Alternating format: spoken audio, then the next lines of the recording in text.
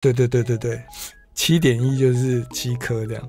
那因为我们不需要用到5.1啦 ，LCR 就是左中右，所以你会看到只有左边中间。环绕音效的话，5.1就是5颗喇叭跟一个重低音，6.1、7.1。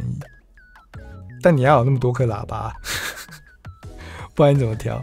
而且你要一样的喇叭买7颗，然后摆在不同的位置，而且还要专业的人去帮你量距离多远，这样，不然你空间太小也不行。